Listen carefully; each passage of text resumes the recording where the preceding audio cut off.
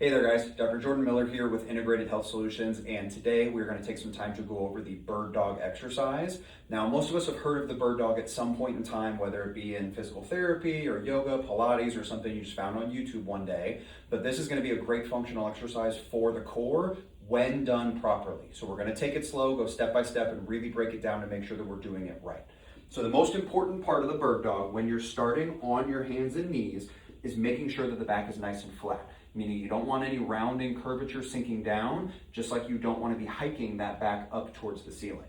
So in order to drop that lower back, you want to move the hips. So anytime that you rotate the hips forward, you're going to see that lower back increase curvature. And anytime you take the hips and the butt backwards, you're going to see an increase in that curvature. So what you want to do, starting in that middle upper back, is you want to make sure you're not too rounded or too lowered in that middle back. So find a good happy medium. Then you're going to work through the rotation of the hips to create that nice flat neutral spine from that side position. Then you want to make sure that with your breathing, as you're breathing in, lower abdominal stomach breathing, and as you breathe out, taking that straight back in. You want to create a nice bracing of the core, a tightening pressurized seal in these muscles without sacrificing that curvature, taking it up or dropping it down. So bracing that core, breathing in and out of the stomach at all times. Then you're going to start with some movement. So as you breathe in with a braced core and a flat back, one arm at a time, raises out in front of you, and as you breathe out, lowers back down towards the ground.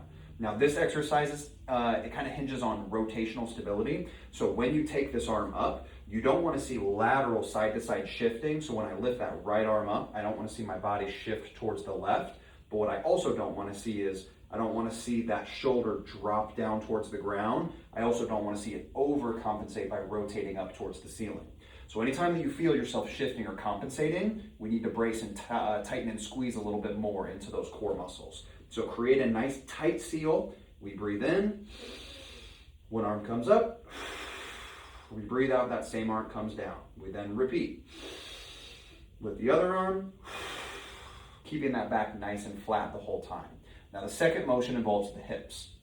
We're not going to quite get into kicking back with the leg motion just quite yet. So once you have the arms down pat and you find that nice central spine, you're going to breathe in and you're going to gently lower those hips down towards the heels. You don't need to sit on them and touch all the way down, but as you breathe out, find that regression coming back up to normal. You want to avoid coming too far forward, just like falling too far short. But the most important part of the hips is as you come back up from that repetition, you don't want to sacrifice that curvature of the lower back, right? So as you come down, whether you touch the heels or not, when you return, make sure you don't overcompensate that rounding of the hips to keep that back nice and flat.